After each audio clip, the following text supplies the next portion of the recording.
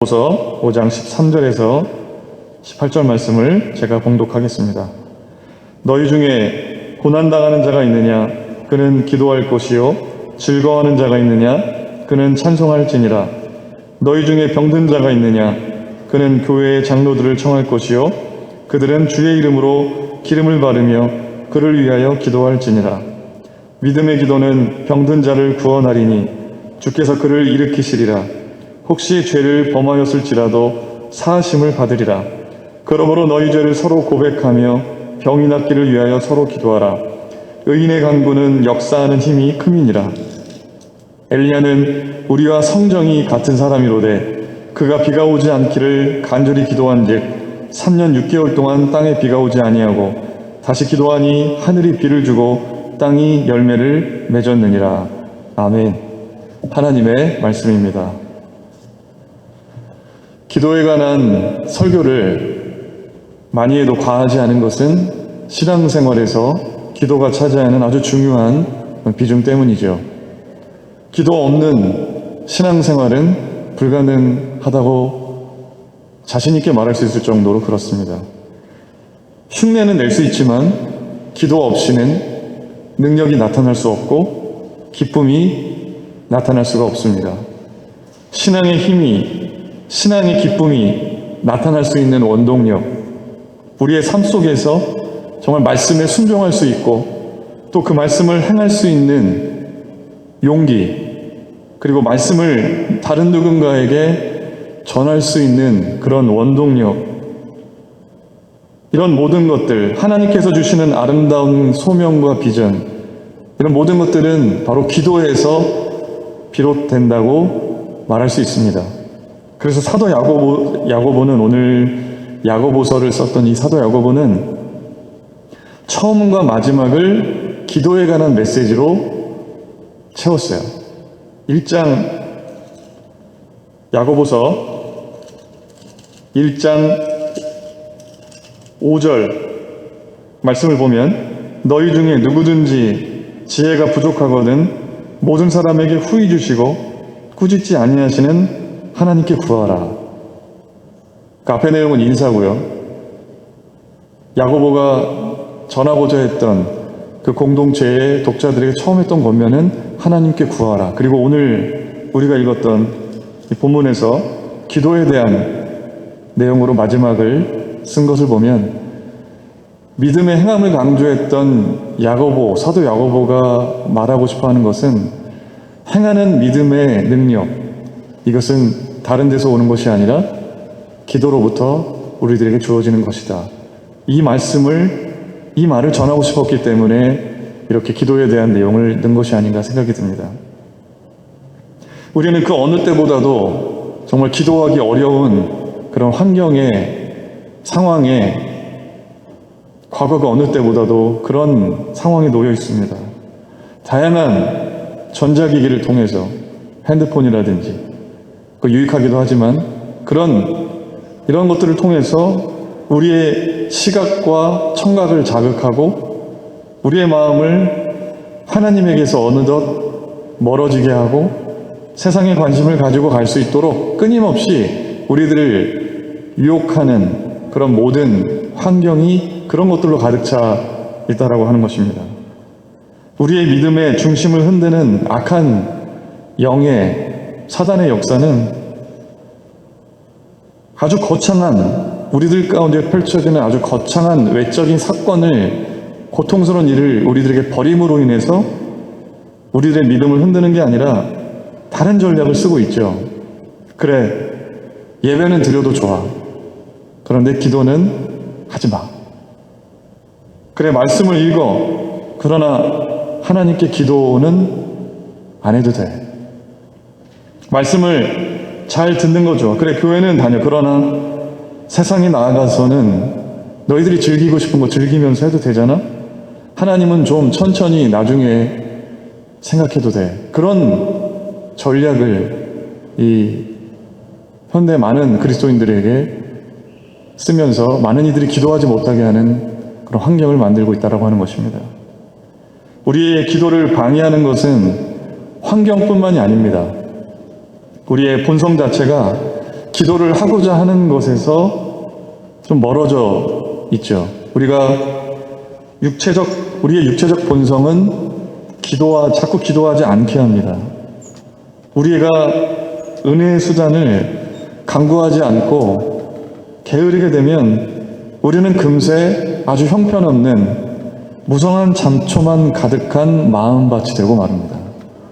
하나님을 생각하지도 않고 말씀도 생각하지도 않고 신앙과 전혀 무관한 것만을 생각하면서 살아가는 교회는 나와도, 그래서 우리를 쳐서 복종시키는 신앙적인 노력이 우리들 편에서도 아주 중요한 거라는 거죠. 우리가 의지적으로 기도의 자리에 나가야 되는 것입니다. 하나님은 은혜를 주시고 우리가 기도의 자리에 나갈 때 하나님께서는 우리에게 은혜를 주시고 우리의 본성을 거슬러서 땅이 아니라 하늘의 뜻을 따라서 살아갈 수 있도록 인도하시는 것, 그것은 우리가 하나님 앞에 기도할 때 주어진다라고 하는 것입니다. 우리의 죄를 보게 하시고 본성대로 살던 허물을 깨닫게 하셔서 눈물을 흘리며 회개하게 하시고 하나님을 더욱 구할 수 있는 심성을 주시는 것, 그건 우리가 주님 앞에 엎드려서 기도할 때 하나님께서 주시는 은혜라고 하는 것입니다.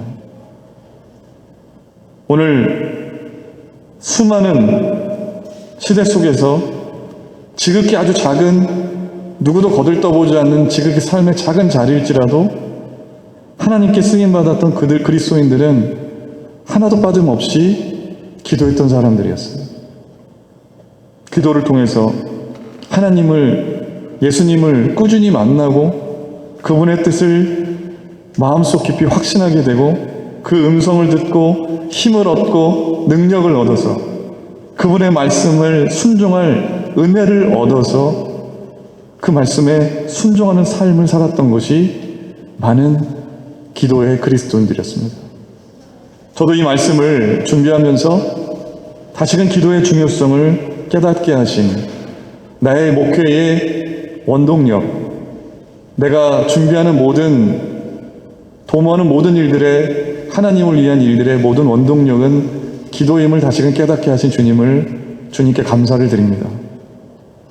우리의 삶의 계획, 우리의 방향, 우리의 목적, 우리의 미래, 이 모든 것들 아래 기도가 놓이게 될 때 그 모든 것들이 새롭게 변화가 되고 해석이 새롭게 되는 그런 역사가 있게 될 줄로 믿습니다.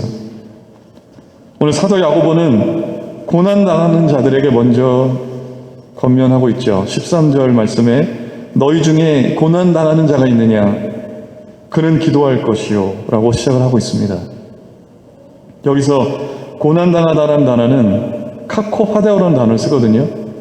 이게 악한, 위험한 이라는 의미를 가진 카코스라는 단어와 순한, 고난이라는 의미를 가진 파도스라는 단어의 합성이에요. 그래서 단순하게 이 단어가 합쳐진 의미만 놓고 직역을 해보면 위험한 순환이라는 뜻을 담고 있습니다.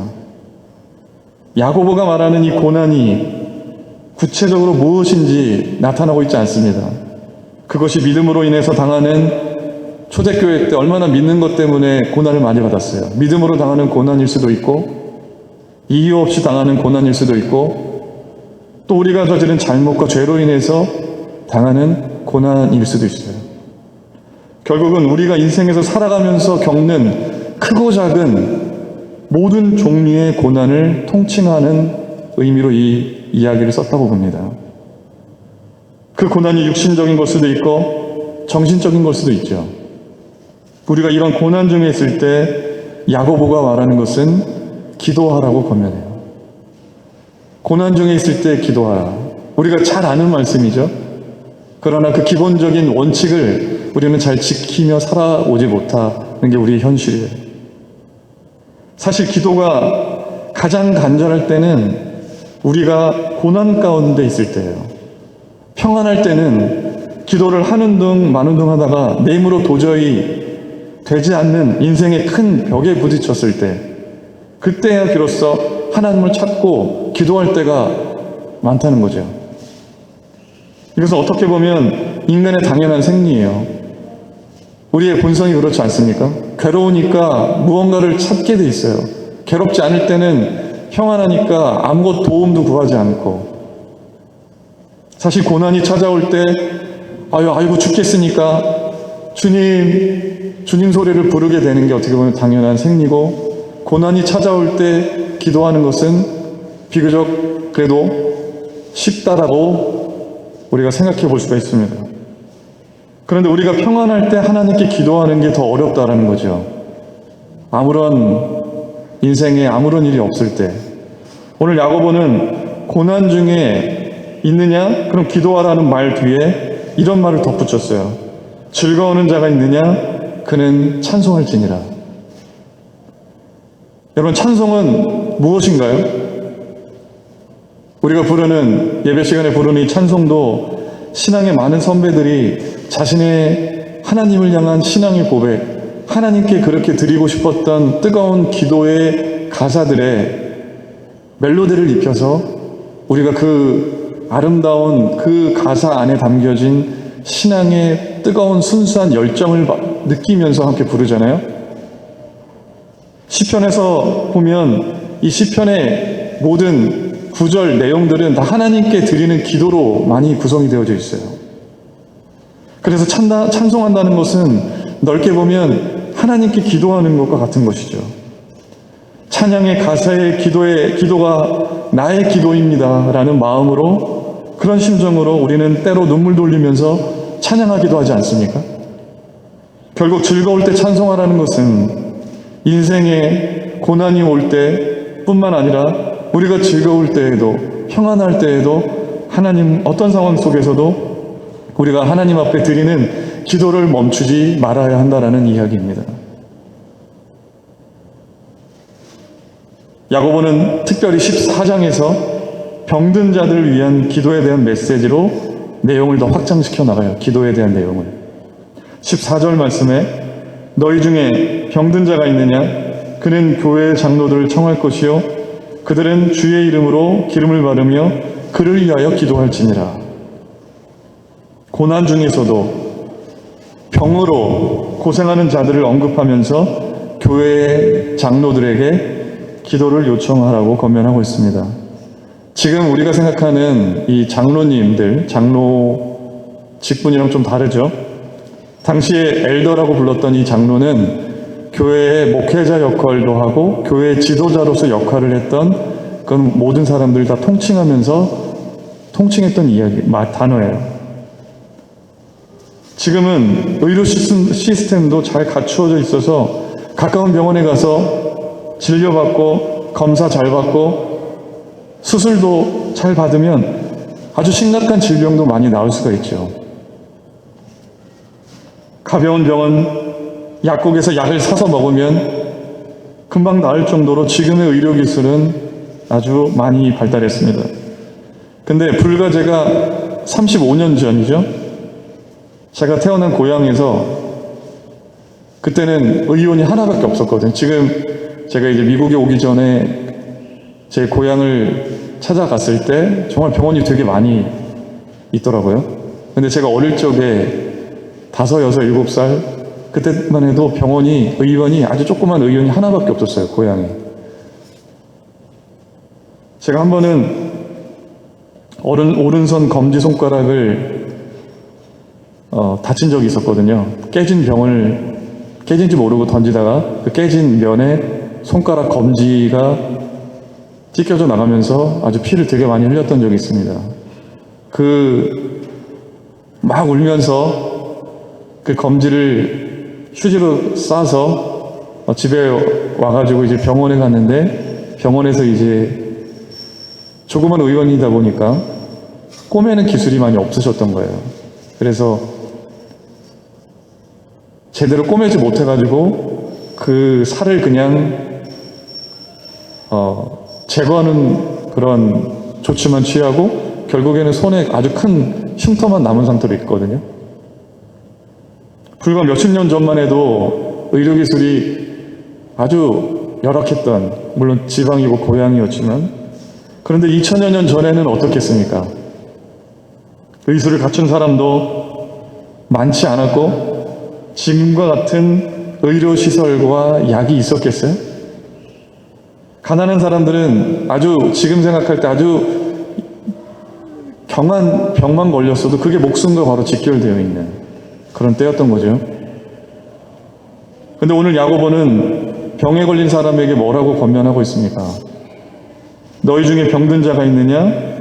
그는 교회의 장로들을 지도자들을 청할 것이요 그들은 주의 이름으로 기름을 바르며 그를 위하여 기도할지니라.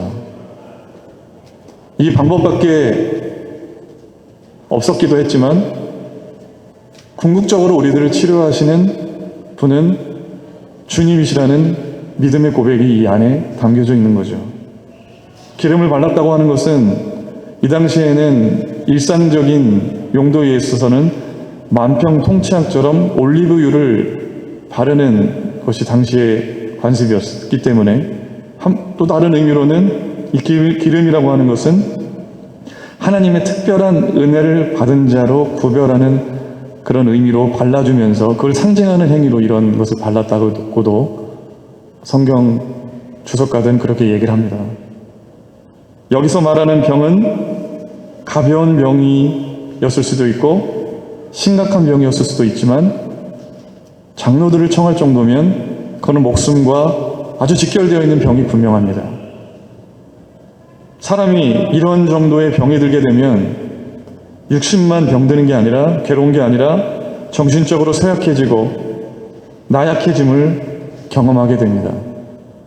믿음도 덩달아서 연약해지고 죽음의 문턱, 죽음의 유혹 앞에서 아주 초라해지는 그런 모습을 발견하게 되고 자신감도 결여되고 큰 두려움에 휩싸이게 되는 것이 중병에 걸릴 때 나타나는 모습입니다. 그럴 때 가까운 믿음의 동료들이 함께 기도해주고 그 사람에게 큰 힘과 위로가 되어주는 것이 무엇보다도 중요하다는 것이죠. 예수님께서 하신 많은 사역 중에 병을 고치시는 사역이 되게 많으셨어요. 가난하고 억압받고 사회적으로 보호받기 힘든 대상들은 특별히 병에 취약했죠. 예수님은 이들에게 가셔서 손을 얹으시고 그들의 병을 낫게 해주셨어요. 그리고 너희 죄가 사함을 받았다라는 말씀을 하셨어요. 이것은 육체적인 병만 낫게 하시는 것이 아니라 죄가 씻음 받았다라고 하는 그 의미를 이면에 뭐가 있냐면 이제는 네가 온전한 사람으로서 공동체 안에 온전한 사람으로서 이제 제 역할을 할 수 있게 되었다라는 그런 전인적인 구원의 의미로도 그렇게 말씀을 하신 것입니다. 사도행전을 보면 초대교회에도 많은 사도들과 주의 제자들을 통해서 질병이 낫는 그런 역사를 많이 기록하고 있어요. 제가 어릴 적만 해도 70년대 후반, 80년대 후반 기도원에서 신유 집회, 지금은 아마 그런 거 많이 안 할 것 같은데 신유 집회, 이런 집회가 많이 열렸거든요. 그리고 실제로 병이 고침을 받아서 믿음을 갖게 되신 분들이 굉장히 많았어요. 그리고 그것을 간증하는 그런 고백들을 아주 많이 들었던 적이 있습니다. 저희 어머니도 허리 디스크가 아주 심하셨지만 예수님을 영접하면서 그 병을 치료받고 그것이 믿음의 큰 기반이 되어서 흔들리지 않는 믿음으로 지금까지도 기도 생활을 열심히 하고 계시거든요. 저는 저희가 젊을 적에 위궤양과 폐결핵을 알았었어요.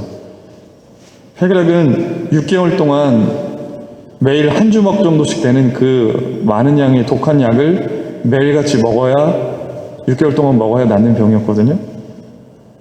약이 얼마나 독한지 감기도 잘 걸리지 않았어요. 그리고 나중에 이 폐결핵이 나왔어요. 위궤양은 약을 먹어도 잘 낫지 않더라고요. 위에 구멍이 생겨서 피가 철철 나올 정도로 아주 심한 위궤양을 앓았었는데 위궤양은 큰 스트레스가 원인인 경우가 많이 있잖아요. 제가 이 질병을 앓을 때 한참 방황하던 때였어요. 진로에 대한 고민, 또 병이 들어가지고 앞날에 대한 불투명, 그런 현실, 그러면서 굉장한 스트레스 속에서 위궤양을 앓았거든요. 그리고 이 질병들이, 그렇지만 이 질병들이 제가 목회하는 계기가 되도록 만들어줬던 병들이었습니다. 위궤양이 완전히 사라지는데 시간이 되게 오래 걸렸어요.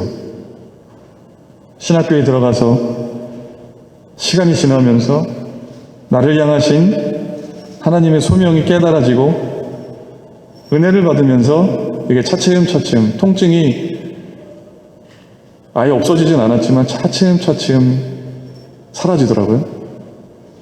그래서 제가 목사 안수를 받고 부목사 생활을 시작하면서부터는 이것 때문에 사역에 지장이 없을 정도로 이제 완전히 나았어요.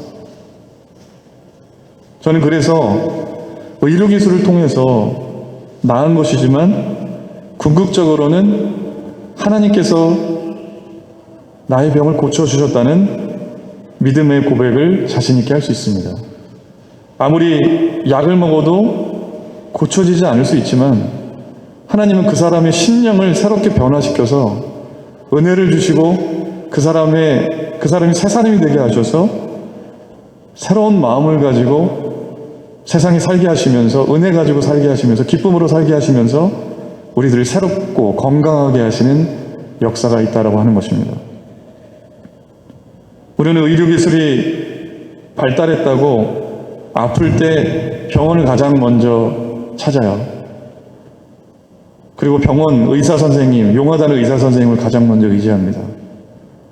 나중에 정말 이 병원, 저 병원 다 가보고 나서 이래도 저래도 안 되니까 그때에서야 주님을 찾고 기도하는 분들이 많이 계시다는 거죠.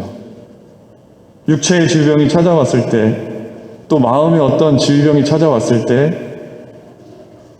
주님께 먼저 간구하는 것이 우선이 되어야 한다는 것입니다. 의료기술을 통해서 고치시지만 궁극적으로 우리가 치료를 받을 수 있게 하시는 분은 하나님이시라는 믿음 속에서 우리가 질병이라든지 여러 가지 아픔이라든지 그런 것들이 찾아왔을 때 가장 먼저 해야 되는 것은 하나님께 기도하는 것이라 우리들에게 무엇보다 필요하다는 것입니다. 우리의 믿음의 동역자들에게 우리가 어려움이 있을 때, 질병에 걸렸을 때, 아픔이 있을 때 함께 기도를 요청하면서 간절히 하나님께 의지하는 그런 믿음이 우리들에게 있을 때 하나님은 분명히 고치시고 새롭게 하시고 역사하시는 은혜가 있다라고 하는 것입니다. 15절에서 그래서 야고보는 아주 자신 있게 기도의 능력을 고백하고 있어요. 15절 믿음의 기도는 병든 자를 구원하리니 주께서 그를 일으키시리라. 혹시 죄를 범하였을지라도 사하심을 받으리라. 사도 야고보는 예수님의 동생이었어요. 그래서 예수님께서 병든 자를 치료하시는 것을 누구보다도 더 가깝게 잘 보았습니다. 그래서 그는 믿음으로 하나님께 간절히 구하게 될 때 병든 자가 치료받고 구원받을 수 있음을 확신했어요. 여러분, 믿음의 기도는 어떤 기도인가요? 첫 번째로 믿음의 기도라는 것은 무엇이냐면 두 마음을 품지 않고 순수한 마음으로 하나님께 드리는 기도예요. 야고보서 4장 8절에서 사도 야고보는 이렇게 고백을 하고 있죠. 하나님을 가까이 하라. 그리하면 너희를 가까이 하시리라. 우리가 순수하게 하나님께 가까이 나아가려고 하면 하나님은 절대로 멀리 가시는 분이 아니라 우리들 가운데 오셔서 우리들의 음성을 들으시고 우리들의 어려움을 아시고 우리들을 새롭게 하시고 응답을 주시고 새로운 길을 열어주시는 분이 하나님이시다.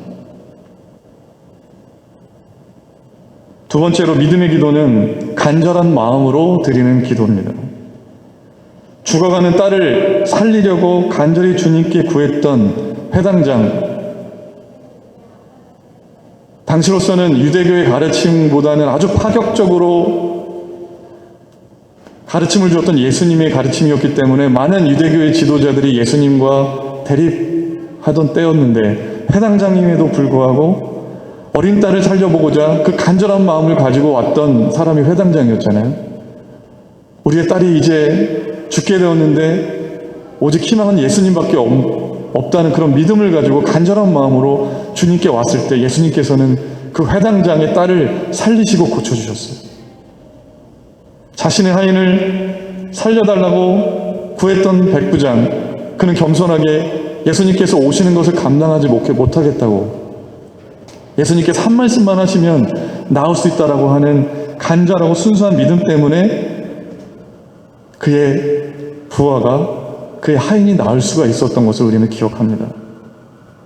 우리는 기도에 응답받기 위해서 이런 간절함과 순수함을 가지고 기도해 본 적이 언제 있는지, 우리는 우리에게 어려움이 찾아왔을 때, 마음으로 아픔이 찾아왔을 때, 질병이 찾아왔을 때 간절히 주님께 순수하게 기도하기보다는 세상에 있는 것들을 의지하고 병원을 찾아가고 세상에 있는 것들로 우리들이 해결하려고 했던 때가 너무나도 많았어요. 그러나 오늘 사도 야고보가 우리들에게 말하는 것은 궁극적으로 우리들을 해결하시고 우리들 궁극적으로 해답이 되시는, 응답이 되시는 주님께 간절함과 순수함을 가지고 믿음의 기도를 해보라고 하는 것입니다. 이어서 야고보는 16절에서 이렇게 권면합니다. 그러므로 너희 죄를 서로 고백하며 병이 낫기를 위하여 서로 기도하라. 의인의 간구는 역사하는 힘이 큼이니라. 그러면서 엘리야를 예로 들면서 엘리야가 비 오지 않기를 기도했을 때 3년 6개월 동안 비가 오지 않고 다시 비 오기를 기도했을 때 땅에 비가 오게 되었던 그런 놀라운 역사를 언급합니다. 이 엘리야의 기도를 언급하면서 의인의 간구는 역사하는 힘이 크다고 말씀하고 있습니다. 그러면서 말씀하는 것은 우리 엘리야는 우리와 성정이 같은 사람이라고 하는 말씀을 덧붙입니다. 이것은 무슨 얘기냐면 엘리야가 우리가 무언가 우리와는 다른, 차원이 다른 존재가 아니라 우리와 똑같은 평범한 사람이지만, 우리와 같은 본성을 가진 사람이지만 믿음으로 간절히 기도했기 때문에 하나님께서 그런 역사를 이루셨다라고 하는 것입니다. 열왕기상 18장을 보게 되면 엘리야는 비가 오기를 기도할 때 어떻게 기도했는지 아세요? 땅에 엎드려서 그 무릎을, 그 얼굴을 그 무릎 사이에 넣고 기도했다라고 묘사하고 있어요. 기도에 있어서 인간이 취할 수 있는 가장 최고의 겸손한 모습과 간절한 마음으로 하나님께 그렇게 기도했기 때문에 하나님께서 그런 놀라운 역사를 이루셨다라고 하는 것입니다. 우리의 신앙생활이 점점 빠르고 편리함을 추구하는 세상의 풍조를 닮아서 적당히 편한 대로 하려는 경향으로 바뀌고 있습니다. 기도도 적당히, 예배도 적당히, 말씀도 적당히, 듣는 것만으로도 괜찮아. 행하는 거는 나중 문제야.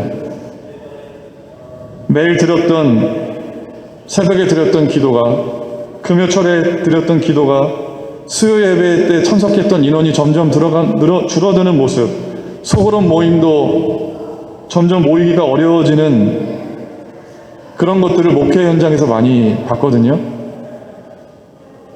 단지 주일에 예배 참석 한번 하는 것만으로 우리의 영성과 신앙이 유지가 될 수 있을까요? 그렇지 않다는 것입니다.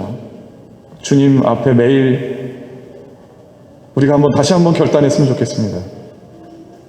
매일 주님 앞에 기도하면서, 또 밤에 자기 전에 기도하면서, 또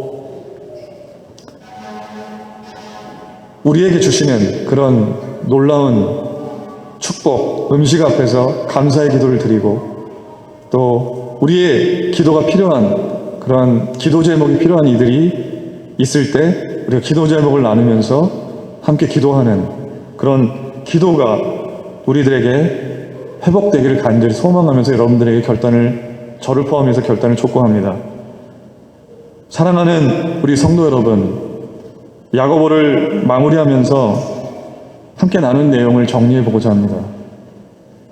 믿음 있는 사람들은 편파적이고 차별적인 사람에게 대해서 차별적인 행동을 하고 그렇게 대우하는 사람이 아니고, 자기 믿음을 선한 행진의 삶을 통해서 그 믿음을 드러내는 사람입니다.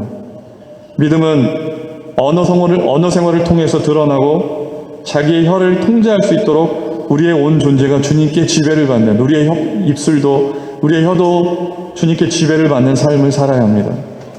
참된 믿음은 땅의 지혜가 아니라 위로부터 오는 지혜를 추구합니다. 이 지혜는 그래서 시기와 다툼을 일으키는 지혜가 아니라 화평케 하고 많은 선한 열매를 맺게 하는 지혜입니다. 행하는 믿음은 무엇보다도 기도로부터 출발합니다. 기도는 믿음의 원동력입니다. 저와 여러분 모두가 행하는 믿음, 기도가 동력이 되는 그런 믿음의 소유자들이 되시기를 주님의 이름으로 간절히 축원합니다. 함께 기도하시겠습니다. 사랑의 주님, 감사드립니다.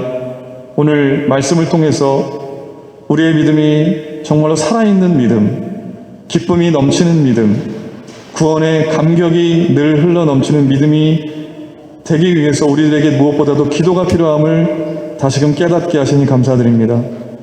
고난 중에 있을 때에 기도하고 병든 자가 있을 때에 기도로 하라고 하는 야고보서의 사도 야고보의 권면의 말씀을 우리 기억하면서 우리가 기도하기에 힘쓸 수 있는 우리 모두가 될 수 있도록 주님 우리들을 이끌어 주시옵소서. 기쁨이 넘치게 하여 주시고 은혜가 넘치게 하여 주시고 구원의 감격이 우리가 간절히 주님 앞에 드리는 기도로 말미암아 흘러넘치는 그런 행복한 믿음의 삶이 될 수 있도록 우리들을 인도하여 주시옵소서. 예수님의 이름으로 기도드립니다. 아멘.